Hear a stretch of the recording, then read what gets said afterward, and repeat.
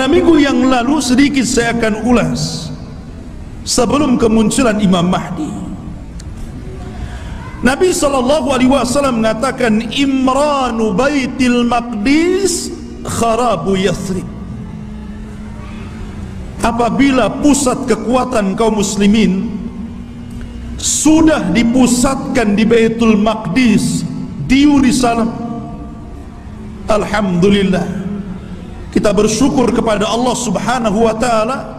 Allah telah menggagalkan keinginan Barat untuk memindahkan Israel Raya di tengah-tengah kota Yerusalem. Ini sebuah nikmat. Tapi walaupun kemudian terjadi, maka itu adalah alamatul qiyamah. Itulah yang memang akan berlaku di akhir zaman. Berarti kalau ini berlaku, tanda-tanda itu semakin dekat dan dekat. Kata Nabi SAW, apabila seluruh kaum muslimin dari belahan dunia sudah mempusatkan kekuatan mereka di Yerusalem, tepatnya di Baitul Maqdis, kharabu Yathrib. Ketika itu kota Yathrib, kota Madinah dan Mekah akan ditinggalkan manusia. Padahal Mekah dan Madinah itu ketika itu dalam posisi sebaik-baiknya ekonomi, tapi akan ditinggalkan dan akan berhijrah ke Baitul Maqdis. Wa kharabu Yathrib khurujul malhamah. Dan ketika Yathrib roboh, Madinah roboh, kosong, tidak ada orang karena hijrah semua ke Syam, maka ketika itu muncullah malhamatul kubra, perang besar. Malhamah itu diambil dari kata-kata lahmun. Lahmun itu artinya daging. Kenapa kemudian peperangan disangkut pautkan dengan daging? Karena ketika itu peperangan, setelah orang melakukan peperangan dengan alat-alat canggih, maka alat-alat itu kemudian dimusnahkan, maka kembali peperangan menjadi peperangan kembali ke alat-alat tradisional. Boleh jadi mungkin diawali dengan perang nuklir dulu, karena masing-masing negara punya nuklir gitu kan. Masing-masing negara punya rudal, punya senjata hebat. Boleh jadi mukaddimah peperangan ini dilakukan dengan cara perang teknologi dulu. Setelah kemudian hancurnya negeri-negeri, senjata pun sudah tidak ada lagi, hanya bangkai-bangkai besi-besi tua. Disitulah kemudian peperangan akan kembali ke perang tradisional. Disinilah pembenaran sabda Nabi SAW, agar anda melatih diri dengan cara berkuda, dengan cara menombak, dengan cara memanah, dengan cara berpedang, karena perang akan kembali ke zaman itu.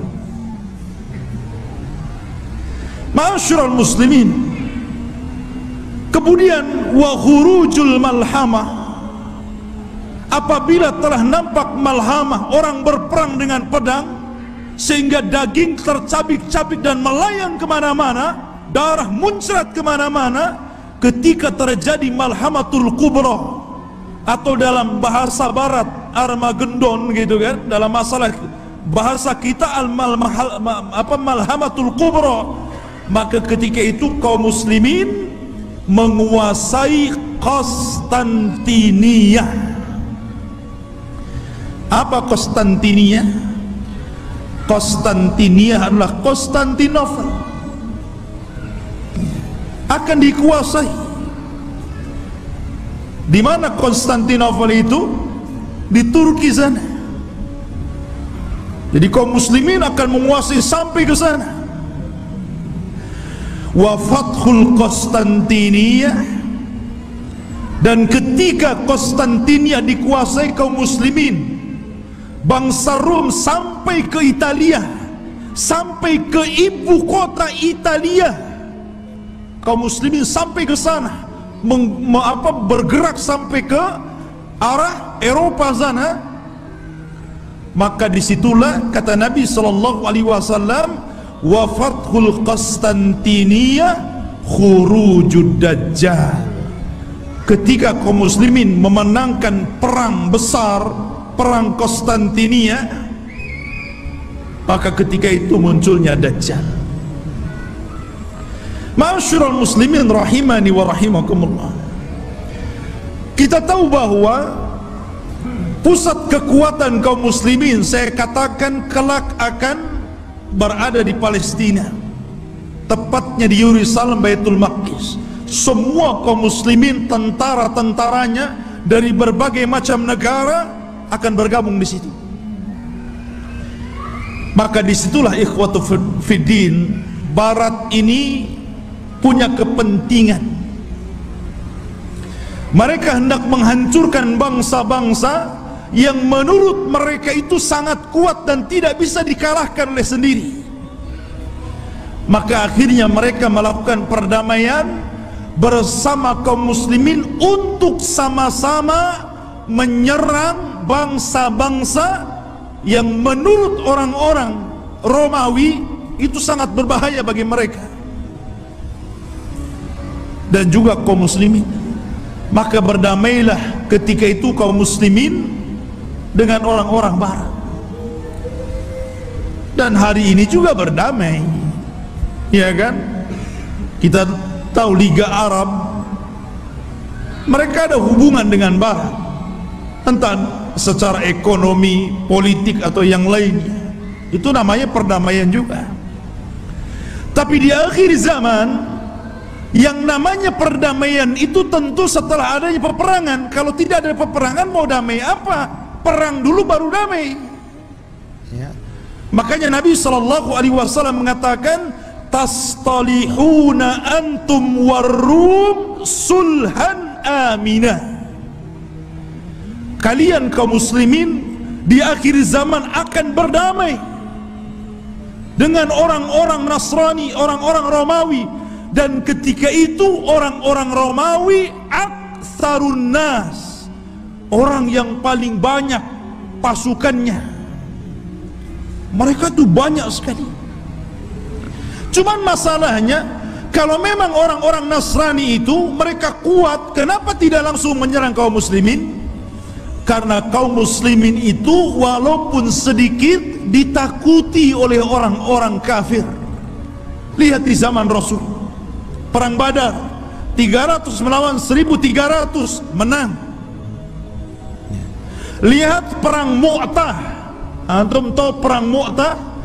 Perang Mu'tah itu perang di mana kaum muslimin berhasil memerangi orang-orang Romawi. Nabi menulis surat kepada Raja Romawi. Suratnya itu dirobek, utusannya dibunuh. Marah orang-orang Romawi ini, akhirnya menyiapkan pasukan bergerak untuk menyerang Nabi. Kata Nabi, kalau mereka menyerang kita di Madinah, maka akan banyak terbunuh, laki-laki, perempuan, anak-anak, kakek-kakek. Ini tidak adil. Kita siapkan pasukan, kemudian kita sambut mereka. Akhirnya Nabi SAW mempersiapkan pasukan. Kata Nabi, wahai Zaid, peganglah bendera. Kalau kau mati, ganti dengan Ja'far. Kalau Ja'far mati, ganti dengan Abdullah ibn Rawahah. Perangkat. Dan di antara pasukan ada Khalid ibn Walid, tapi tidak dijadikan pemimpin karena baru masuk Islam. Berangkat mereka ke Mu'tah, ya. Ketika melihat jumlah mereka berlipat-lipat banyaknya dengan kaum muslimin, wajar, manusia. Zaid mengatakan, apakah kita perlu pulang ke Madinah memberitahu Rasul atau bagaimana? Nggak imbang nih, pasukan Romawi banyak sekali, sementara pasukan kita sangat sedikit sekali. Tetapi karena mereka sudah kadung keluar, membawa pasukan besar, sementara pasukan Romawi lebih besar daripada itu. Akhirnya Allah takdirkan mereka pun melakukan peperangan. Subhanallah, di awal peperangan Zaid meninggal dunia. Kemudian bendera ditangkap oleh Ja'far. Ja'far meninggal dunia, terputus seluruh anggota badannya, termasuk dua tangannya terputus. Dia pegang bendera, diputus ininya, dipegang kirinya, diputus ininya, dipegang dadanya, dibelah akhirnya. Nabi berada di Madinah, tahu tuh karena wahyu. Kata Nabi, semoga kedua tangan Ja'far digantikan kedua sayap di sorga dan dia bisa terbang sesukanya. Ja'far meninggal dunia, dipegang Abdullah ibn Rawaha. Abdullah ibn Rawaha meninggal dunia, bingung kaum muslimin, ini tidak ada lagi pemimpin pasukan. Maka mereka melirik kepada Khalid ibn Walid. Akhirnya dipegang dialah. Dia punya strategis perang yang luar biasa. Pasukan yang ribuan itu bisa dikalahkan oleh strategis Khalid ibn Walid. Sampai ada seorang Romawi bertanya kunci kemenangan kepada Khalid. Khalid, bagaimana engkau bisa memenangkan peperangan ini sementara jumlah kalian kecil dan jumlah kami besar? Kemudian Khalid memberikan kuncinya. Kata Khalid, nahnu qaumun nuhibbul maut kama tuhibbul haya. Kami kaum yang cinta kematian sebagaimana kalian cinta kehidupan. Berani mati, itulah kuncinya. Ya. Ma'asyiral muslimin rahimani wa rahimakumullah. Lah perang ini akan berlaku kelak di akhir zaman. Tetapi orang-orang Islam akan bergabung dan melakukan perdamaian bersama orang-orang Romawi, kemudian akan menyerang sebagian. Ada yang memprediksi maksudnya yang diserang adalah negara-negara yang mereka berada di benua Asia. Ya, mungkin Cina, mungkin Korea, mungkin negara-negara, kita tidak tahu, Allahu a'lam. Karena Rasul tidak menyebutkan negara mana yang diserang. Rasul hanya mengatakan watagzuna aduwan min waraihim. Kalian akan berperang dengan musuh dari belakang kalian. Tidak disebutkan siapa mereka. Tetapi perang ini adalah gabungan pasukan kaum muslimin dan Romawi menyerbu negara itu dan dimenangkan. Ketika dimenangkan ini akhirnya saling mengklaim. Kata orang Nasrani, ini kemenangan kami. Kata orang Muslim, tidak, ini kemenangan kami. Sehingga muncullah satu orang Romawi, satu orang Salibi mengatakan ghalabas salib, ghalabas salib, ghalabas salib. Sungguh kami salib yang menang, kami salib yang menang, kami salib yang menang. Datanglah seorang Muslim mengatakan balillah ghalab, bahkan Allah yang memenangkan perang ini. Akhirnya saling berdebat, terjadilah perkelahian, maka sang salib orang Nasrani dibunuh kaum muslimin. Dari sinilah orang-orang Romawi berkhianat. Berkhianat. Padahal mereka tertulis melakukan perjanjian itu 10 tahun. Ada yang mengatakan di tahun ketiga, ada yang mengatakan di tahun kelima. Mereka berkhianat. Atas pengkhianatan inilah maka kemudian mereka hendak menyerang kaum muslimin, menyiapkan pasukan besar, dan kaum muslimin butuh pemimpin untuk melawan Romawi. Dari sinilah apa yang kita bahas malam ini, khurujul Mahdi, muncul Imam Mahdi untuk melawan orang-orang Romawi. Ma'asyiral muslimin rahimani wa rahimakumullah, kalau kita cerita Al-Mahdil Muntadhar, Imam Mahdi yang kita tunggu-tunggu kemunculannya, Nabi SAW menyebutkan sifat-sifatnya. Kenapa Nabi SAW menyebutkan sifat-sifatnya? Agar supaya tidak ada orang yang mengaku sebagai Imam Mahdi karena disebutkan sifat-sifatnya. Anda tidak bisa tahu-tahu saya Imam Mahdi. Kayak di Indonesia ini ada satu orang, satu waktu dia ngaku Imam Mahdi, satu waktu ngaku Nabi, satu waktu ngaku Nabi Isa. Hebat. Dan itu hanya ada di Indonesia. Ya. Siapa dia? Lia Aiden. Antum pernah kenal kasusnya Lia Aiden? Sampai di penjara. Rupanya anaknya juga ngaku Nabi. Lihat masyarul muslimin. Dan itu hanya ada di Indonesia. Ya. Belum lagi di Jawa Barat ada orang namanya Cecep. Orang Jawa Barat kan Cecep tuh namanya. Aja Cecep. Ya. Ngaku Nabi juga, Nabi Cecep namanya. Nabi Cecep, subhanallah. Ya. Kemudian belakangan ada namanya Ahmad Musaddiq. Sampai gempar. Ya. Banyak di negeri kita ini ngaku Nabi. Kalau di Batam saya belum dengar. Di Batam ini ada yang ngaku orang bisa melihat Allah aja itu. Tapi bayar 500 katanya. Ya. Jadi intinya bahwa Imam Mahdi ini dijelaskan sifatnya, dijelaskan tanda-tanda kemunculannya.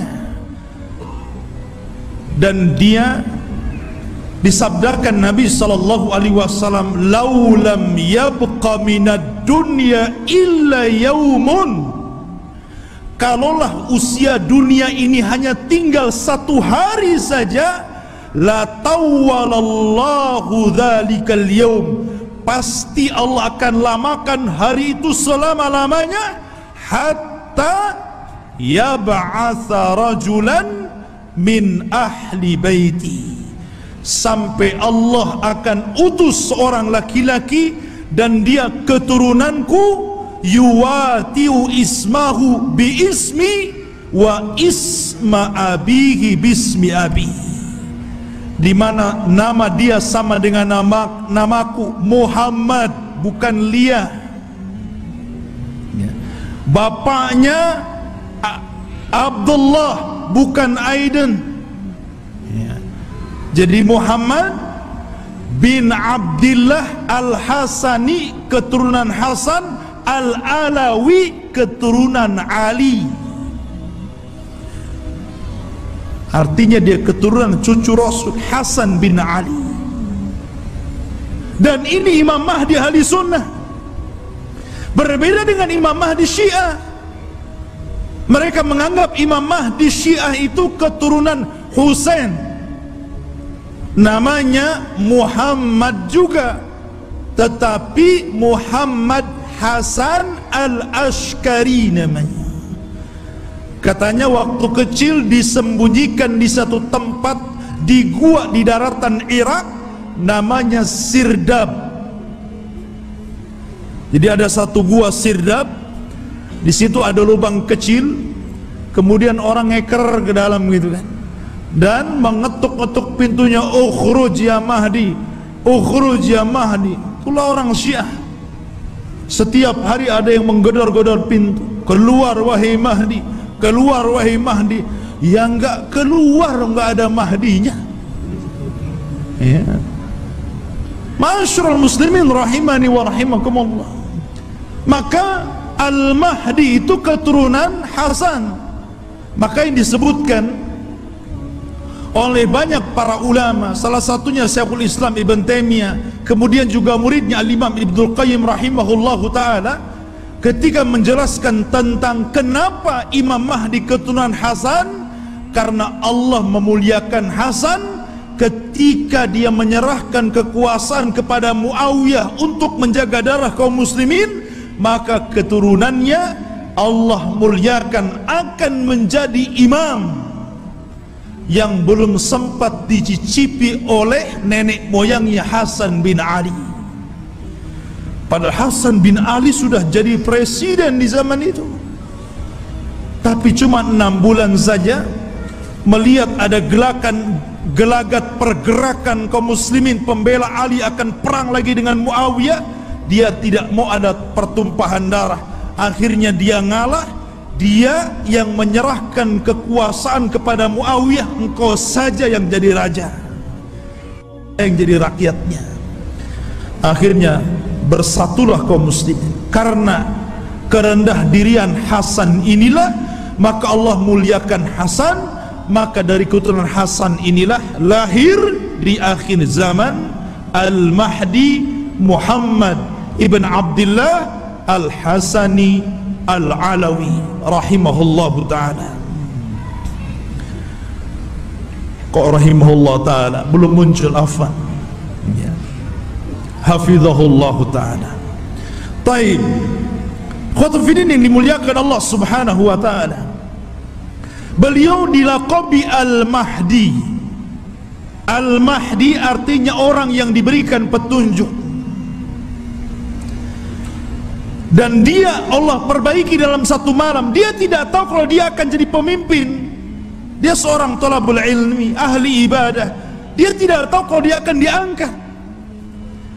Tiba-tiba ketika dia dari Madinah ke Mekah untuk haji gitu kan, orang-orang memandang bahwa dia itu ada kelainan. Orang ini luar biasa, punya wibawa, taat beribadah, sehingga orang-orang Allah lembutkan hatinya, diarahkan agar memilih orang ini dan dibaiatnya. Pada awalnya dia menolak. Dia menolak. Siapa saya?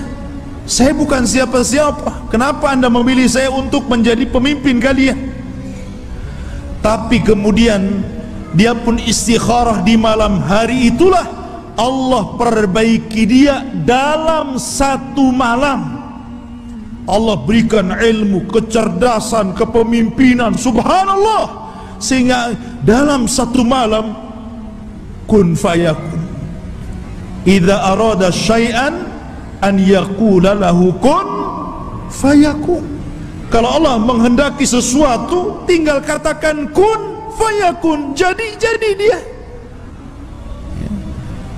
Kemudian pembaiatan kepada Imam Mahdi inilah tersebar, sampai akhirnya datang tentara dari Syam untuk membunuh Imam Mahdi yang ada di Mekah.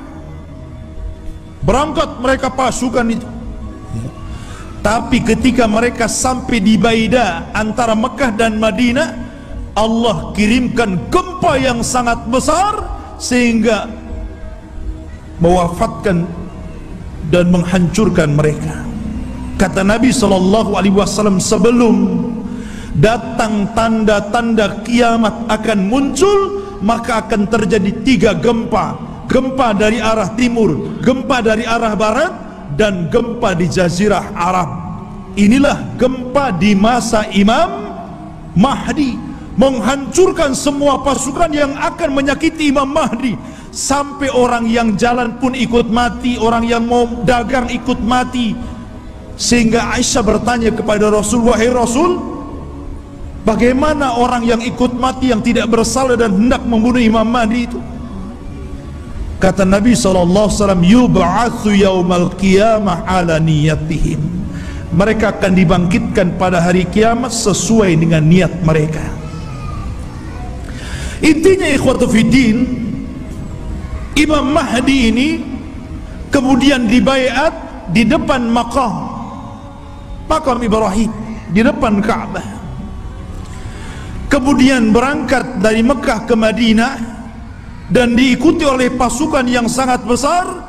Kemudian mereka hijrah ke Syam, bergabung dengan pasukan yang sudah siap tempur melawan orang-orang Romawi. Akhirnya ketika sampai di Syam, mereka membaiat Imam Mahdi, dan disitulah mulai peperangan besar, perang besar Malhamatul Kubra. Ma'asyiral muslimin rahimani wa rahimakumullah. Dan kita tahu bahwa Imam Mahdi ini berkuasa atau diberikan kekuasaan oleh Allah Subhanahu wa taala tidak lama, antara 7 sampai 8 tahun saja, ada yang mengatakan sampai 9 tahun. Dan dalam kekuasaan kaum muslimin, Imam Mahdi itu betul-betul membawa perdamaian, keadilan, kesuburan. Bahkan saking adilnya Imam Mahdi, Allah turunkan berkahnya dari langit, karena dia telah berhukum dengan hukum Allah. Kata Allah, walau anna ahlal qura amanu wattaqau lafatahna alaihim barakatim minas sama wal ard. Kalaulah sebuah penduduk sebuah negeri beriman, bertakwa, maka Allah Subhanahu wa taala akan kirimkan berkah langit dan berkah bumi. Ini terjadi di kekuasaan Imam Mahdi. Kaum muslimin, harta dibagi rata sehingga tidak ada miskin, tidak ada kaya, semua sama. Imam Mahdi berhukum dengan hukum Allah, dan dia menggunakan khilafah dengan khilafah minhaj nubuwah. Ma'asyiral muslimin rahimani wa rahimakumullah. Lah ketika Imam Mahdi memimpin pasukan ini, kemudian Imam Mahdi berhasil menyerang orang-orang Romawi sampai ke jantung kotanya. Kemana? Ke Itali. Romawi di mana? Di Itali. Jadi bergerak dengan pasukannya sampai menyerbu orang-orang Romawi itu sampai ke jantung kotanya, ke Italia sana. Ketika menang dalam peperangan, para sahabat sudah merasa kaya dengan harta rampasan perang. Karena kalau perang itu ikhwan, kalau musuh kalah kan semua jadi milik kaum muslimin. Tanah milik kaum muslimin, rumah milik kaum muslimin, kendaraan milik kaum muslimin, kaya. Ya. Makanya tidak ada bisnis yang lebih menguntungkan kecuali perang. Kalau menang dapat segalanya, kalau kalah ya mati lantung. Artinya di sini ikhwatu fiddin yang dimuliakan Allah Azza wa Jalla, maka ketika sudah sampai dimenangkan itu, mereka berada di Eropa, itu berada di Italia, dan dimenangkan kaum muslimin, maka mereka sedang beristirahat di bawah pohon zaitun sambil menggantungkan pedang-pedang mereka, menunjukkan perang hari itu bukan dengan rudal, bukan dengan nuklir, tapi kembali ke pedang, kembali ke panah, kembali ke tombak, kembali ke kuda, kembali ke unta, persis di zaman Rasul. Disitulah syaitan datang, kemudian berteriak bahwa Dajjal telah muncul di Syam dan membawa pasukan dan akan masuk ke rumah-rumah mereka. Oh, mendengar itu, maka Imam Mahdi mengutus 10 orang yang berkuda. Kata Nabi SAW, aku kenal siapa nama-namanya, aku kenal bagaimana kudanya, dan mereka adalah sebaik-baik penunggang kuda pada hari itu. Itu Rasul yang mengatakan. Jadi mereka diutus Rasul untuk membenarkan apakah kedatangan Dajjal itu memang ada ataukah hanya isu. Jadi 10 orang ini yang sudah dijanjikan oleh Nabi SAW, kelak Imam Mahdi akan mengutus 10 orang. Rasul tahu namanya, Rasul tahu kudanya, dan mereka adalah penunggang-penunggang yang terbaik ketika itu. Berangkatlah 10 orang ini ke Syam. Rupanya tidak benar, tidak ada pasukan Dajjal yang akan menyerbu rumah-rumah mereka. Tapi memang pada hari itu Dajjal muncul. Dajjal muncul pada hari itu, tapi tidak menyerang rumah-rumah mereka, sehingga mereka bergerak tuh, pasukan kembali ke Syam. Disinilah bermula kisah Dajjal. Bicara tentang Dajjal, ikhwatu fiddin yang dimuliakan Allah subhanahu wa ta'ala, Dajjal itu adalah makhluk Allah subhanahu wa ta'ala. Dia bukan Tuhan. Dia adalah keturunan dari Bani Adam, bukan setan, bukan jin, bukan juga iblis. Bahkan dia lebih hebat daripada jin, lebih hebat daripada setan lagi. Tapi dia keturunan Bani Adam. Ma'asyiral muslimin, suatu ketika Nabi SAW mendatangi para sahabat. Sahabat sedang bicara tentang Dajjal. Saking banyaknya Rasul membicarakan tentang Dajjal di khutbah-khutbahnya, di majelis ta'limnya, di perang-perangnya, selalu cerita Dajjal, sehingga sahabat menyangka jangan-jangan Dajjal itu ada di kebun kurma Madinah. Ya. Maka Nabi SAW mendatangi mereka, dan sahabat mengatakan, "Ya Rasulullah, aktsartal hadis anhu fakhifna hatta dhananna anna ad-dajjal fi atrafin nakhli." Wahai Rasul, kau terlalu banyak menceritakan Dajjal, sehingga kami takut jangan-jangan Dajjal itu sudah ada di kebun kurma. Maka Nabi SAW mengatakan, bukan demikian. Jangan kalian mencelaku karena aku banyak bercerita tentang Dajjal, karena ini fitnah lebih besar daripada harta, lebih besar daripada fitnah anak-anak, lebih besar daripada fitnah peperangan yang menghancurkan negara dan membunuh kaum muslimin. Lebih besar daripada fitnah-fitnah ini semuanya. Kata Nabi SAW, "Ghairu Dajjal akhwafuni alaikum." Tidak ada yang lebih aku takutkan kepada kalian kecuali fitnah Dajjal. In yakhruju fikum, kalau seandainya Dajjal itu muncul kepada kalian, wa ana hayyun, dan saya masih hidup, fa ana hajiju dunakum, saya yang akan melawannya, saya yang akan berperang dengan dia. Akan tetapi kata Rasul, iyakhruju fikum wa ana mayyitun, kalau Dajjal keluar kepada kalian dan saya sudah mati, fa kullu nafsin dha'iqatul maut, setiap jiwa pasti mati. Kata Nabi SAW, famru'un hajijunya nafsahu, maka setiap orang harus membela dirinya masing-masing, karena tidak ada yang bisa melawan Dajjal kecuali seorang Nabi, maksudnya Nabi Isa.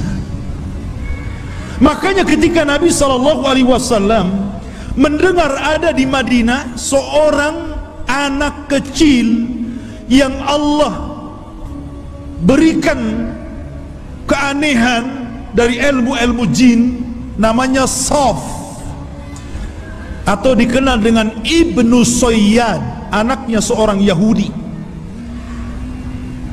Sifat-sifatnya sama dengan Dajjal yang diceritakan Nabi, anak kecil ya. Bahkan sebagian para sahabat bersumpah bahwa dia Dajjal. Salah satunya Umar ibn al-Khattab radhiyallahu an bersumpah dia Dajjal, dan Rasul membiarkan sumpahnya dan tidak mengingkari. Akhirnya Rasul datang dengan Abu Bakar, dengan Umar, ingin mengecek tentang keberadaan anak kecil namanya Sauf atau disebut dengan Ibnu Sayyad ini. Berangkat Rasul, kemudian masuk ke kampung Yahudi. Rupanya betul ada anak kecil yang sedang bermain-main dengan anak-anak yang lainnya. Kemudian Nabi memanggil anak kecil namanya Sauf itu dan mengatakan, "Ya Sauf, atashhadu anni Rasulullah?" Wahai Sauf, apakah engkau bersaksi saya adalah utusan Allah? Anak kecil nengok Nabi. Kemudian dia mengatakan, "Ashhadu annaka nabiyyul ummiyin." Aku bersaksi engkau adalah nabi yang diutus oleh Allah Subhanahu wa ta'ala. Tiba-tiba Sauf berbalik tanya kepada Rasul, "Ya Muhammad, atashhadu anni Rasulullah?" Hei Muhammad, maukah kau bersaksi aku juga utusan Allah? Bayangkan, anak kecil ngomong di hadapan Rasul, mau enggak kau bersaksi saya juga utusan Allah sama dengan kamu? Kata Rasul, "Amantu billahi walir Rasul." Aku beriman kepada Allah dan kepada Rasulnya saja. Maka Nabi SAW makin yakin, karena Dajjal itu kemunculannya akan mengaku Nabi dan berakhir mengaku Tuhan, ya. Maka kemudian kata Nabi SAW, "Ya Sauf, inni khaba'tu laka khaba'an." Wahai Sauf, dalam hatiku, dalam dadaku, aku menyembunyikan beberapa kalimat, karena ketika itu Rasul baru diturunkan ayat kepadanya, surah kepadanya, namanya Suratul Dukhan. Dan itu para sahabat belum tahu, baru turun kepada Rasul Suratul Dukhan. Makanya Nabi menyembunyikan ayat itu dalam dadanya. Kata Rasul, "Wahai Sauf, wahai Ibnu Sayyad, aku menyembunyikan beberapa kalimat di dadaku, coba tebak apa?" Kata si Sauf ini memandang dada Rasul, tiba-tiba dia mengatakan, "Duh, duh." Dia tidak bisa mengatakan dukhan, tapi sudah benar awalnya, karena Rasul menyembunyikan kalimat dukhan, tapi dia tidak sempurna. Dia mengatakan duh, duh, duh. Maka Rasul langsung mengatakan, "Ikhsha falan ta'du wa qadrak." Jelek engkau, celaka engkau, engkau tidak mungkin bisa meneruskan kalimat-kalimat yang ada di dadaku. Tapi dari Rasul makin bingung, jangan-jangan ini betul-betul Dajjal nih, ya, dia tahu isi hati saya gitu. Anak kecil si Sauf ini, ya. Akhirnya Rasul pulang. Kemudian pada waktu yang lain dia ajak lagi Umar dan Abu Bakar, ingin mengecek lagi keberadaan si Sauf ini. Setelah ketemu dan hendak kemudian diintai dan kembali ingin diuji, tiba-tiba datang ibunya, melihat ada Rasul SAW dan ibunya kenal. "Ya Sauf, ataka Muhammadun. Ya Sauf, ataka Muhammadun." Hei Sauf, Muhammad sudah datang di sampingmu. Maka Sauf pun kemudian langsung pergi kemudian di belakang ibunya. Kata Nabi SAW, "Lau tarakathu latabayyana amruhu." Kalau ibunya ketika itu tidak memanggil-manggil, tentu aku sudah tahu siapa si Sauf ini, apakah Dajjal atau bukan Dajjal. Tetapi ikhwatu fiddin, kenyataannya si Sauf ini kemudian tumbuh besar dan dia masuk Islam. Tapi dalam hati para sahabat masih ragu masalahnya. Jadi dia sudah tua, masuk Islam, sahabat masih ragu, masih ketakutan dengan si Sauf ini, Ibnu Sayyad yang sudah besar dan masuk Islam. Jangan-jangan dia Dajjal pura-pura masuk Islam. Jadi suatu ketika Abu Sa'id Al-Khudri radhiyallahu an, ketika Sauf ini hendak berangkat haji dan para sahabat banyak yang sudah berangkat duluan, rupanya Abu Sa'id Al-Khudri ketinggalan, dan Saf atau Ibnu Soyad yang sudah tua, sudah dewasa gitu kan. Ketika itu Abu Sa'id Al-Khudri karena kecapean kemudian berada di bawah pohon untuk istirahat. Tiba-tiba si Saf ini baru datang mau haji juga gitu kan. Dan Abu Sa'id Al-Khudri sangat ketakutan dengan Saf ini, karena Rasul pernah mengatakan dan sebagian para sahabat bersumpah dia Dajjal, itu masalahnya. Tiba-tiba ikut pula di samping Abu Sa'id, ikut duduk di situ. Gemetar Abu Sa'id ini. Tapi Saf mengatakan, ya Aba Sa'id, aku tahu engkau takut kepada aku, tapi coba pikirkan wahai Aba Sa'id, bukankah Dajjal itu tidak punya anak? Aku punya anak. Bukankah Dajjal tidak mungkin masuk Islam? Aku masuk Islam. Bukankah Dajjal itu tidak mungkin datang ke Mekah dan tidak juga menginjak Madinah? Aku bisa ke Mekah, aku bisa ke Madinah. Kenapa kau ragu? Aku ini sedih, kenapa orang-orang menuduhku Dajjal? Ya. Dari situ Abu Sa'id Al-Khudri agak tenang itu. Tetapi Abu Sa'id Al-Khudri menjadi ketakutan di endingnya ketika Ibnu Soyad atau Saf mengatakan, tetapi ya Aba Sa'id, aku tahu di mana letaknya Dajjal. Ketika dia ngomong begini, langsung diambil barang-barangnya, kabur dia. Dia tahu di mana letaknya Dajjal. Awalnya dia sudah merendah tuh, tahu-tahu endingnya yang nggak enak gitu kan. Tapi ya Aba Sa'id, ana azri aina maudi ad-Dajjal, saya tahu di mana Dajjal berada, kata. Masya Allah. Makanya suatu ketika Abdullah bin Umar radhiyallahu an pernah membuat marah, dipukulnya Ibnu Soyad sampai marah. Karena marah Ibnu Soyad, Ibnu Umar ketakutan, akhirnya lari ke rumah Hafsah.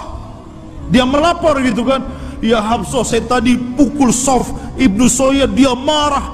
Kata Saf, kata apa namanya saudaranya Hafsah ini, wahai Abdullah bin Umar, kau sudah tahu bagaimana sabda Rasul tentang kemunculan Dajjal.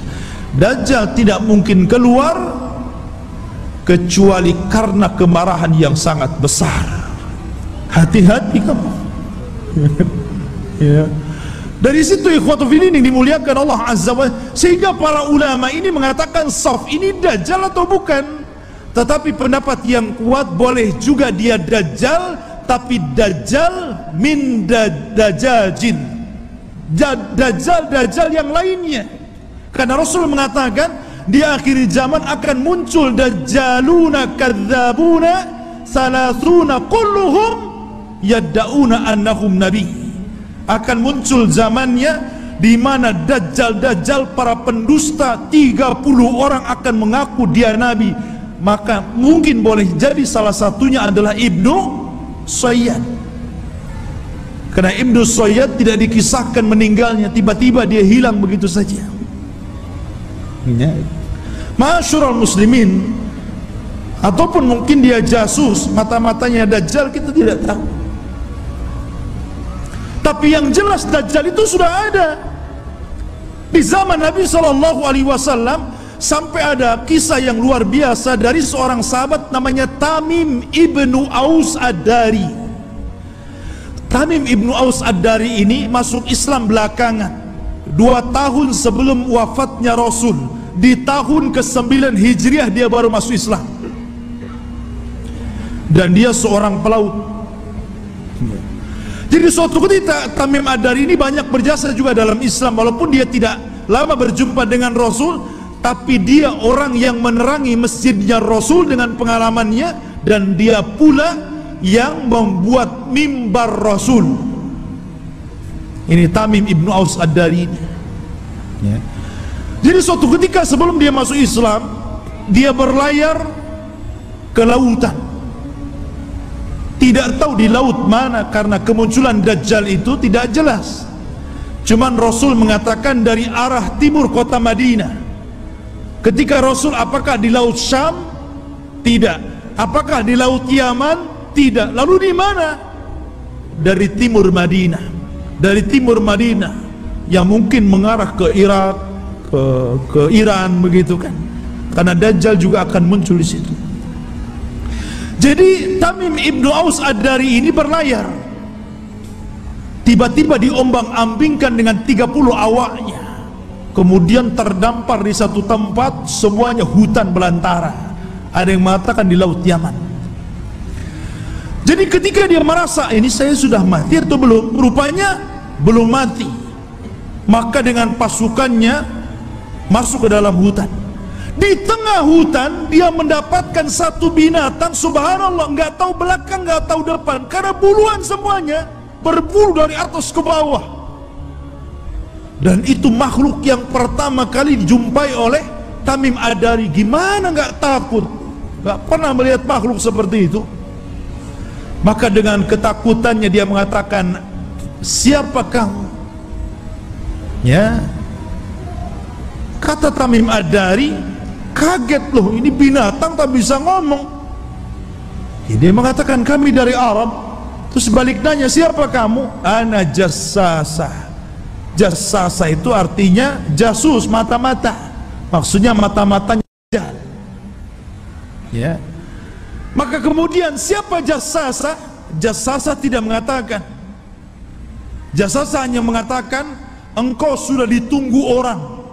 Dia sudah lama bertahun-tahun mencari kabar, ternyata orang yang ditunggu sudah datang. Datanglah kau ke salah satu gubuk atau rumah besar yang ada di tengah hutan. Kau temui dia. Dia sudah lama menunggu kalian. Berangkatlah Tamim dan 30 awaknya ke tempat yang diisyaratkan makhluk tadi. Rupanya ada. Masuk ke dalam rumah, ada orang yang diborgol tangannya, diborgol kakinya, diborgol lehernya. Tiba-tiba mengatakan kepada orang ini, dari mana kalian? Maka Tamim dengan ketakutan mengatakan, nahnu minal Arab, kami dari Arab. Ha, kalian dari Arab? Taib, saya akan bertanya kepada kalian, bagaimana kondisi kebun kurma Baisan? Kebun kurma Baisan, ya, ma'ruf, ya, kurmanya dulu sangat luar biasa. Kata Imam Ad-Dari, subhanallah, kebun kurma Baisan itu kebun kurma yang kualitasnya tinggi, berbuah terus, tidak pernah nggak berbuah, saking suburnya. Maka Rasul mengatakan sebentar lagi tidak ada kurmanya. Kata para peneliti, hampir sudah 100 tahun yang silam dari sekarang ini sudah tidak berbuah lagi kurma-kurma yang ada di Baisan itu. Kemudian kata orang ini mengatakan, bagaimana kabar tentang telaga yang ada di Tobariyah, telaga Tobariyah. Dan telaga Tobariyah itu telaga yang dijadikan orang-orang Israel untuk diambil air minum bersih mereka. Apakah nyusut atau tidak? Kata dia, oh masih banyak airnya. Dan katanya hari ini saya baca di Google itu, ya bisa percaya bisa tidak Google, kalau ingin yakin antum ke sana saja, ke Israel, ya. Katanya sudah surut hampir 30-40% airnya. Artinya apa yang dikatakan orang ini menjadi sebuah kenyataan. Kemudian kata orang ini mengatakan, bagaimana kabarnya Ainuz Zughar? Ainuz Zughar, mata air Zughar itu mata air bersih yang biasa diambil minum dan untuk perairan ladang, dan itu berdekatan dengan Bahrul Mayyit, ya, dengan laut mati.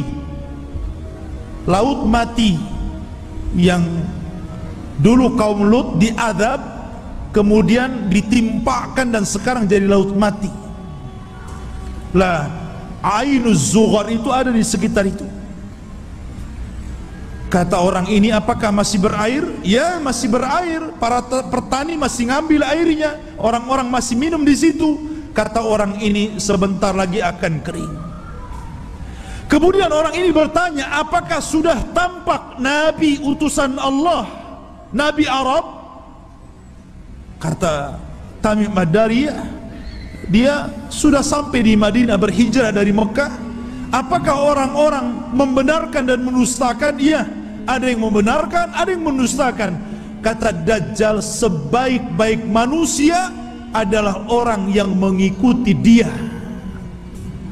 Dajjal saja nyuruh kita ikut Nabi ya. Dia mengatakan apa? Sebaik-baik orang adalah ikut dia. Dajjal itu ya. Sekarang yang bukan Dajjal tidak mau ikut Nabi, nggak mau juga nyuruh orang ikut sunnah Nabi. Ada orang ikut sunnah Nabi dikatakan Wahabi ya kan? Ma'asyiral muslimin rahimani wa rahimakumullah. Maka kemudian Tamim Ad-Dari ketakutan, nggak mau lagi berdialog banyak-banyak gitu kan. Dia langsung pergi pulang, cari jalan keluar. Allah takdirkan sampailah dia ke Madinah tepat pada tahun 9 Hijriah. Kemudian masuk Islam. Disitulah dia bercerita tentang pertemuan dia dengan makhluk yang aneh itu. Kata Nabi, tahukah kamu, manusia yang kau temui itu adalah Dajjal. Artinya sudah pernah ditemui salah seorang sahabat. Dan inilah satu-satunya kisah dari sahabat yang diriwayatkan Rasul, kemudian diriwayatkan kepada para sahabatnya. Rasul tidak pernah mengambil riwayat dari para sahabat. Yang ada sahabat meriwayatkan dari Nabi. Ini tidak, Nabi meriwayatkan dari sahabat kemudian diriwayatkan ke sahabat yang lainnya. Satu-satunya sahabat yang diambil riwayatnya adalah Tamim Ad-Dari. Karena Rasul kan tidak punya, apalagi Tamim Ad-Dari seorang Nasrani sebelumnya ya. Maka dari situ ikhwatu fiddin, kata Nabi SAW di hadapan para sahabatnya, dia bercerita sambil bawa tongkat. Maka Nabi SAW mengatakan, kelak Dajjal itu akan sampai ke sini, maksudnya Madinah dan Mekah, tapi dia tidak akan bisa masuk. Dajjal itu hanya bisa yatarakab, hanya bisa mengintip di balik bukit Uhud. Karena seluruh kota Madinah dan Mekah akan dipagari malaikat, di tangannya pedang-pedang yang siap untuk membunuh Dajjal. Dajjal ketakutan. Dia hanya bisa melihat dari atas bukit Uhud. Dilihatnya Masjid Nabawi, tepatnya kuburan Nabi, bercahaya warna putih. Kemudian Dajjal mengatakan, Hada qasrul abiyad, Hada qasru Ahmad. Inilah istananya Muhammad, inilah istana putih. Dan subhanallah, apa yang dikatakan Dajjal menjadi sebuah kenyataan. Kalau antum umroh atau Allah takdirkan antum haji gitu kan, cobalah antum melihat Masjid Nabawi di malam hari dari kejauhan. Naiklah ke bukit Uhud gitu kan, antum lihat Masjid Nabawi, tepatnya kuburan Rasul, maka akan dilihat ada cahaya putih. Dari tempat itu ada cahaya putih yang ke atas, membenarkan apa yang dikatakan Dajjal. Dan Dajjal tidak akan sanggup masuk ke kota ini, maksudnya kota Madinah, sambil memukul-mukul, hadhihi tayyibah, hadhihi tayyibah, hadhihi tayyibah, kata Rasul. Inilah negeri yang disucikan, inilah negeri yang disucikan, inilah negeri yang disucikan. Dajjal tidak mungkin masuk ke negeri ini, Mekah dan Madinah. Makanya Di zaman itu salah satu tempat yang aman dari Dajjal, berangkatlah antum ke Mekah dan Madinah. Cuman sayang nggak ada pesawat. Antum kira-kira naik apa tuh dari Batam ke sana? Ya, nggak ada lagi pesawat terbang. Ya, mungkin belum sampai dah mati antum di jalan. Ya. Jadi ikhwatuddin yang dimuliakan Allah Azza wa Jalla, kata Nabi sallallahu alaihi wasallam ketika bicara Dajjal, beliau mengatakan, sesungguhnya ayyuhan nas, innaha lam takun fitnatun ala wajhil ardi mundu dara Allahu dzurriyyata Adam a'zam min fitnatid Dajjal, wa inna Allah lam yab'ats nabiyan illa hadzara ummatahu Dajjal wa ana akhirul anbiya wa antum akhirul umam. Wahai manusia, tidak ada satupun fitnah yang lebih dahsyat ketika Allah menciptakan anak Adam dibandingkan fitnah Dajjal. Karena andailah seluruh dukun-dukun yang ada di dunia dikumpulkan, kemudian melakukan kontes sihir, maka sihir mereka jauh di bawah sihir Dajjal. Nggak ada dukun, walaupun satu dunia melawan Dajjal, nggak akan bisa dilawan. Sihirnya luar biasa. Ya, itu dukun tuh memang luar biasa sihirnya. Diberikan oleh Allah Azza wa Jalla kekuatan sehingga orang mudah untuk percaya bahwa dia Tuhan kita. Itu masalahnya. Kalau tukang sihir itu kan ma'ruf di zaman Nabi Musa. Justru ketika Nabi Musa menampakkan mukjizatnya, semua tukang sihir beriman kepada Musa, walaupun belakangan dibunuh semua oleh Fir'aun. Tapi mereka orang yang dimasukkan ke dalam sorga padahal tidak pernah sujud kepada Allah sedikit pun, karena beriman kepada Musa. Ya. Lah kata Nabi SAW, sejak zaman Adam dilahirkan dan anak cucunya sampai hari ini, tidak ada fitnah yang lebih besar daripada fitnah Dajjal. Dan tidak ada satupun Nabi yang Allah utus kecuali memperingatkan umatnya tentang kemunculan Dajjal. Nabi Syuaib memperingatkan umatnya tentang kemunculan Dajjal. Nabi Saleh, Nabi Yaqub, Nabi-Nabi yang lainnya, Nabi Ibrahim, Nabi Sulaiman, Nabi Daud, dan seluruh para Nabi, mereka mengingatkan tentang kemunculan Dajjal. Kalau seluruh para Nabi dan Rasul mengingatkan akan kemunculan Dajjal, termasuk juga Nabi kita Muhammad SAW, maka cukuplah ini bukti bahwa fitnah Dajjal itu sangat dahsyat, karena seluruh para nabi memperingatkannya. Ini antum harus paham. Ma'asyiral muslimin, sedikit kita mengenal ciri-ciri Dajjal. Dajjal itu keriting rambutnya.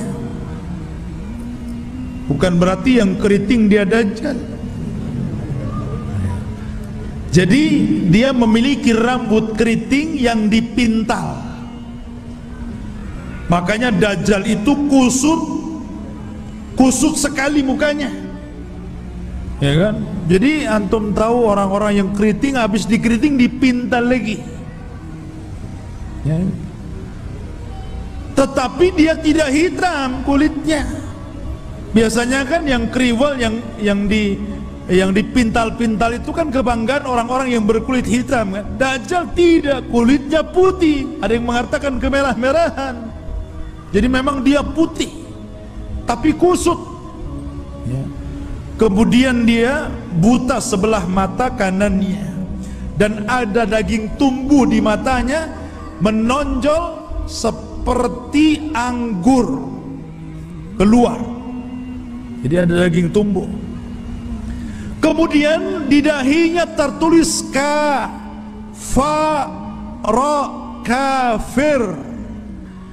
bisa dibaca oleh seorang mukmin, baik yang pandai baca ataupun yang buta huruf, semua bisa baca. Artinya bahwa semua orang bisa baca, dia kafir, tapi semua orang ikut Dajjal. Itu masalahnya. Kan fitnahnya luar biasa. Sudah tahu di jidatnya ada kafir, masih ikut juga dia, kan begitu. Itulah fitnahnya. Karena dia bisa dibaca oleh siapapun. Yang pandai baca sama yang buta huruf bisa baca. Kemudian juga lehernya lebar, pendek besar, dan kakinya bengkok. Kakinya itu kayak busur panah, jalannya jelek sekali. Dan dia matanya sebelah awar. Dari sini menunjukkan kalau orang itu waras, beriman, imannya kuat, otaknya dipakai, tentu orang itu tidak mungkin mengakui orang seperti ini Tuhan, karena banyak cacatnya. Ya kan jelek itu orangnya, kok jadi Tuhan pula? Ya, dan mengaku ana rabbukum, saya Rabb kalian. Tapi masalahnya walaupun penampilannya seperti itu, tapi dia diberikan kekuatan oleh Allah yang Allah tidak berikan kepada yang lainnya. Makanya ketika Dajjal mengaku Tuhan, maka Allah langsung mengatakan innahu a'war fa innallaha laisa bi'a'war. Dajjal itu a'war, buta sebelah kanannya, dan Allah tidak buta dan tidak buta sebelah. Ya. Ma'asyiral muslimin rahimani wa rahimakumullah. Lah Dajjal ini ikhwatu fillah yang dimuliakan Allah Azza wa Jal, dijelaskan juga di antara fitnah-fitnahnya secara umum, karena waktu juga yang terus berjalan. Di antara fitnah-fitnah Dajjal yang paling besar adalah mengaku nabi, kemudian setelah itu mengaku Tuhan. Ini fitnah yang paling besar. Fir'aun ngaku Tuhan, gak punya kesaktian, makanya tidak banyak orang yang ikut Fir'aun itu karena takut saja nggak mengakui Fir'aun itu Tuhan, kan gitu. Begitu juga Namrud atau raja-raja zalim yang lainnya. Tapi Dajjal ini bukan karena takut, karena takjub dengan kehebatannya. Makanya orang banyak yang ikut Dajjal. Anda bisa bayangkan, Dajjal ini datang ke negeri yang rusak, anggaplah kayak Suriah gitu kan, udah roboh, sudah nggak bisa lagi dibangun, nggak mungkin lagi mau berapa ratus tahun lagi membangun kota ini. Dajjal itu datang ke kota yang roboh itu. Kemudian Dajjal mengatakan, keluarlah wahai bumi pembendaharaan kalian. Tiba-tiba kota itu kembali cantik, ya kan, kembali subur, kembali mewah, kembali megah. Kambing-kambingnya penuh dengan susu, unta-untanya gemuk-gemuk. Subhanallah, Anda bisa bayangkan itu, ya. Siapa yang lebih hebat sihirnya dari tukang-tukang sihir dibandingkan Dajjal?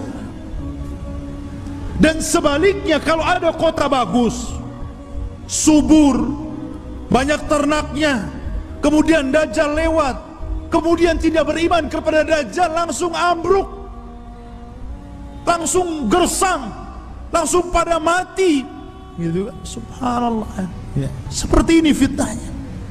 Bahkan suatu ketika Dajjal ini mendatangi sebuah perkampungan, kemudian mengatakan, bagaimana kalau kuhidupkan keluarga kalian, apakah ibu kalian, apakah anak yang kalian cintai, atau siapalah terserah di antara keluarga kalian, siapa yang mau kuhidupkan, kuhidupkan. Tapi syaratnya setelah itu beriman bahwa aku Tuhan kalian. Wah, orang kampung keluar semua. Maka yang ingin ibunya dihidupkan, kata Dajjal, ditunjuk kuburan ibunya itu. Maka setan datang, fatamassala lahu kemudian berubah menjadi seolah-olah ibunya, seolah-olah anaknya, seolah-olah suaminya, seolah-olah bapaknya, seolah-olah kerabat-kerabatnya.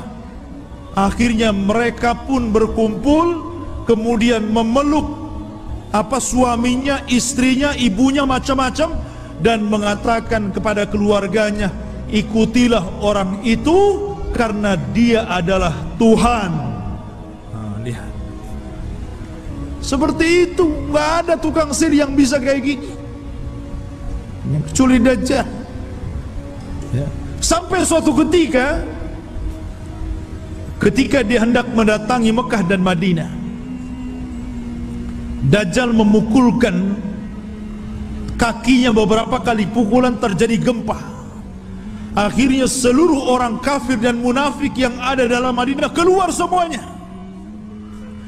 Ketika itu ada anak muda yang kuat imannya menantang Dajjal.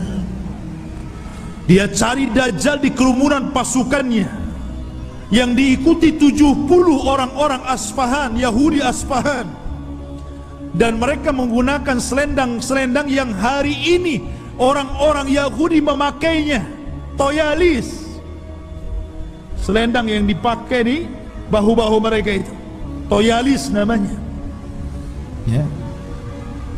Lah kemudian anak muda ini ditangkap oleh tentara Dajjal. Kemudian ditanya, mau kemana mau kamu? Saya mau ketemu rajamu Dajjal. Di mana dia? Akhirnya dihadapkan. Kemudian Dajjal memerintahkan pasukannya untuk memukuli. Habis dipukuli dihadapkan kepada Dajjal. Kemudian Dajjal memerintahkan algojonya untuk menggergaji. Digergaji jadi dua tuh, dari atas kepala pertengahannya sampai ke muka, sampai ke belah jadi dua. Habis belah jadi dua, Dajjal berjalan di tengah-tengahnya. Kemudian mengatakan kepada pengikutnya, kalau aku hidupkan dia, makin yakin engkau dengan aku bahwa aku Tuhan kalian. Semua mengatakan, ya, engkau Tuhan kami. Maka Dajjal mengatakan, akhirnya jadi satu lagi tuh tubuhnya, ya, kayak punya ilmu rawa rontek, ya, jadi satu itu, ya. Kemudian setelah itu Dajjal sudah menghidupkan lagi. Semua orang berteriak, antal ilah, engkau adalah Tuhan. Maka Dajjal mengatakan kepada anak muda ini, maukah engkau bersaksi bahwa saya adalah Tuhan kalian? Maka anak muda ini ternyata tidak mengatakan, saya semakin yakin anta Dajjalul kadzdzab. Saya semakin yakin engkau itu Dajjal, pendusta yang disabdakan Rasul sallallahu alaihi wasallam. Oh, marah Dajjal. Akhirnya Dajjal mengambil pisau dan hendak membunuhnya, tapi tidak bisa karena takut kelemahannya diketahui orang-orang. Akhirnya dia pegang tubuhnya dan dilemparkan ke dalam api. Tapi anak muda ini sempat berteriak, engkau tidak akan bisa membunuh kecuali diriku, yang lain tidak bisa. Ya, ma'asyiral muslimin rahimani wa rahimakumullah. Dari sini menunjukkan bahwa luar biasa Dajjal ini. Lah Dajjal ini akan memimpin pasukan besar. Makanya orang-orang Yahudi mereka bermimpi kalau terbentuk Haikal Sulaiman dan robohnya Masjidil Aqsa, kemudian berkumpulnya pasukan, mereka mengatakan, kami sedang menunggu Mesius kami. Mesius itu bahasa mereka, bahasa kita Dajjal. Bahasa kita Dajjal. Makanya kalau kita melihat simbol Zionis itu kan gambar mata gitu.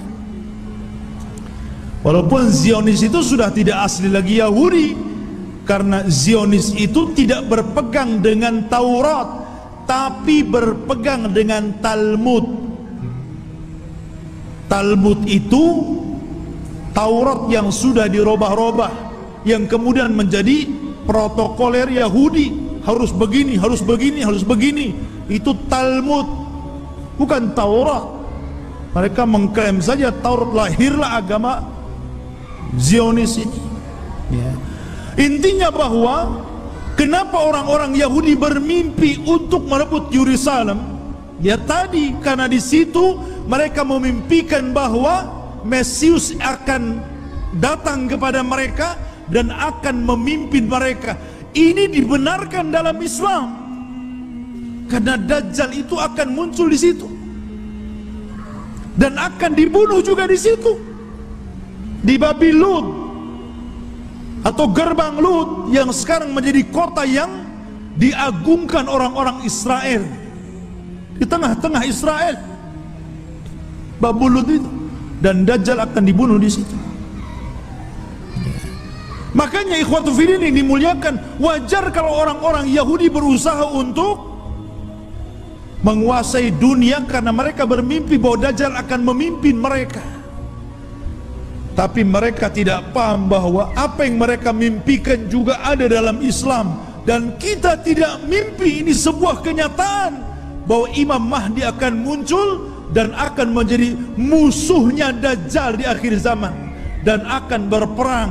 Cuman karena Rasul yang pernah mengatakan, kalau aku hidup di zaman kalian, aku yang akan menghadapinya, tapi kalau aku mati, tidak ada yang bisa untuk membunuhnya kecuali seorang nabi. Makanya ketika Umar kembali kepada kisah Ibnu Sayyad, Sauf anak kecil itu, ketika dia meramal apa yang di dada Nabi, Umar mengambil pedang dan mengatakan, da'ni adrib unukoh, Rasul izinkan aku kupenggal si Ibnu Sayyad ini. Kata Rasul, jangan Umar, kalau dia Dajjal engkau tidak bisa membunuhnya, ada orang lain yang akan membunuhnya. Tapi kalau dia bukan Dajjal, fala hajata laka biqatli, tidak ada hajat engkau membunuhnya, ngapain, biarkan saja dia. Ya. Artinya di sini bahwa terjadinya peperangan pasukan Imam Mahdi dengan Dajjal ini tidak seimbang, karena Dajjal ini pasukannya banyak, bukan pasukan Yahudi Aspahan yang 70.000 saja, tapi akan diikuti oleh tentara-tentara yang sifat-sifatnya persis seperti tentara Mongol. Belum lagi para wanita, belum lagi pasukan-pasukan yang lainnya, sehingga Imam Mahdi terdesak sampai akhirnya sembunyi di Bukit Saina, di Bukit Tur, berhari-hari, berbulan-bulan sampai habis bekalnya. Ketika pasukan sudah putus asa dan mengatakan, wahai imam, kalau kami terus di sini kami mati kelaparan, berarti mati kita mati konyol. Ya, bagaimana kalau kita besok bergerak, kita lawan saja, apa yang terjadi terjadilah. Kan begitu.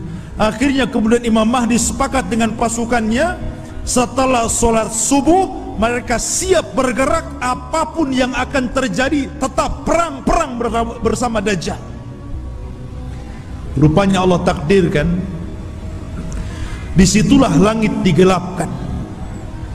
Setelah langit digelapkan, tiba-tiba ada cahaya, rupanya dari dua malaikat yang mengapit seseorang yang nafasnya bisa membunuh sejarak sekian dan sekian kalau dihirup orang kafir.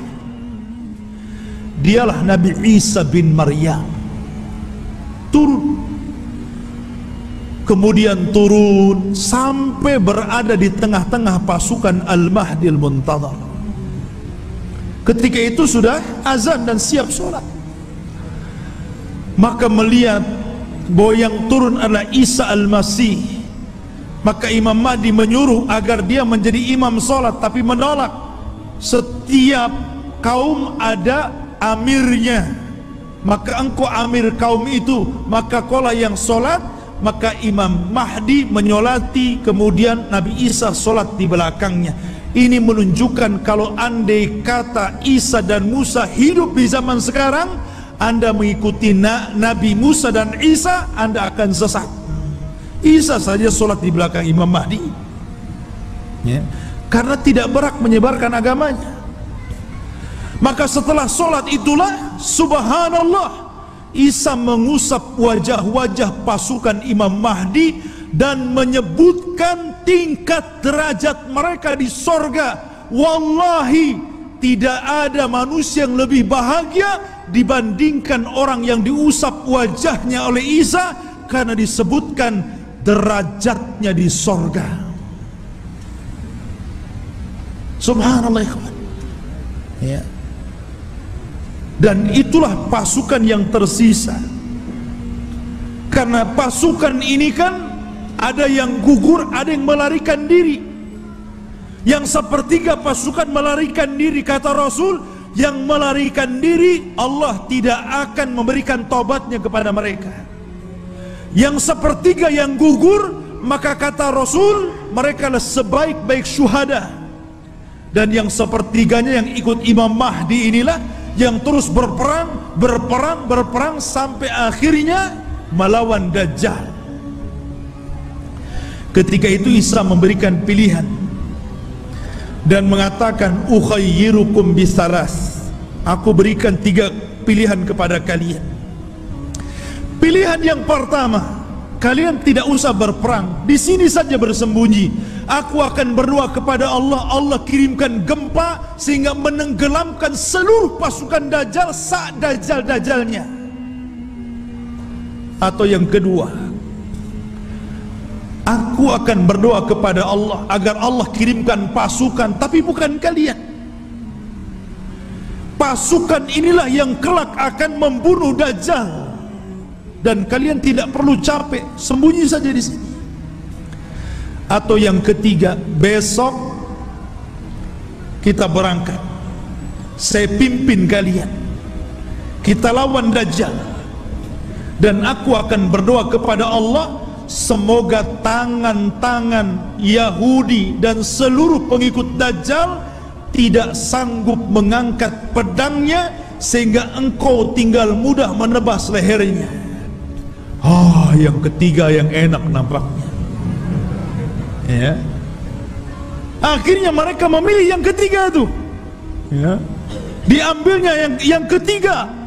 Maka setelah sholat subuh diusap wajah, kemudian disebutkan tingkatannya di sorga, mereka pun turun. Pasukan dari Bukit Saina dipimpin Nabi Isa bin Maryam, maka mereka tinggal tebas saja tuh pasukan Dajjal itu.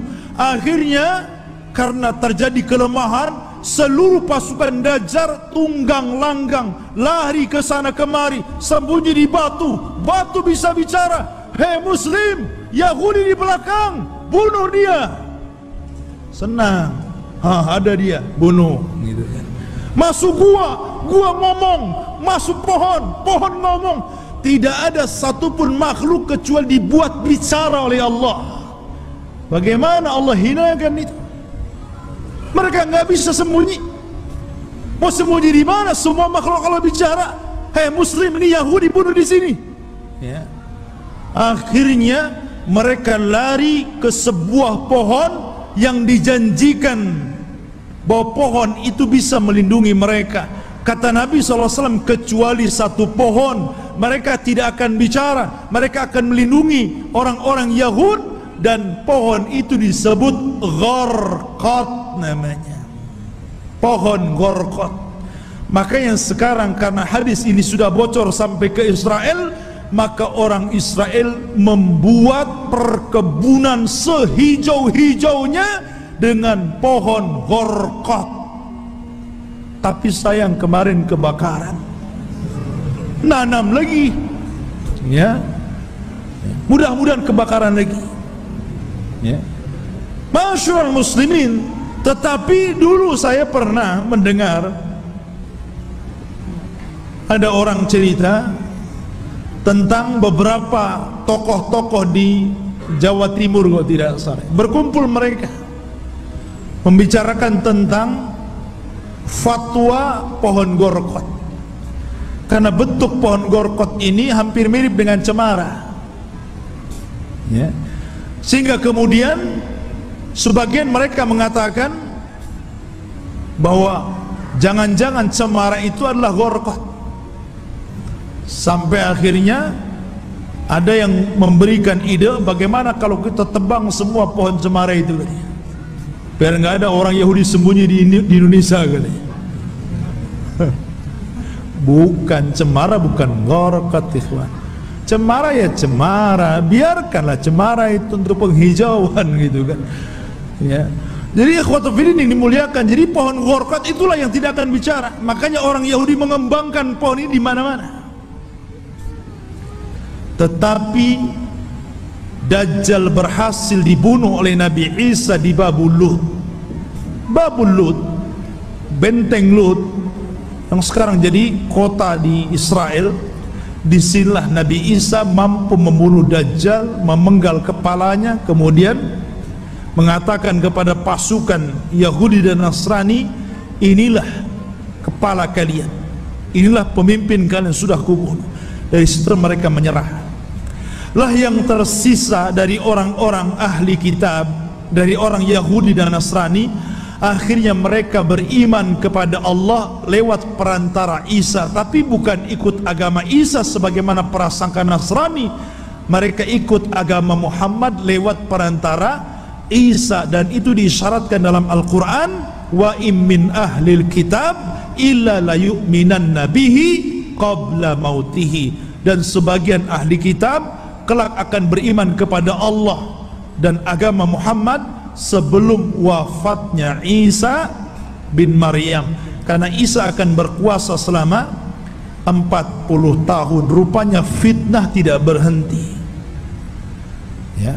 Nanti kita ceritakan fitnah yang lebih besar, yang lebih hebat lagi, fitnah yang kita kenal dengan Ya'juj dan Ma'juj. Kisahnya luar biasa.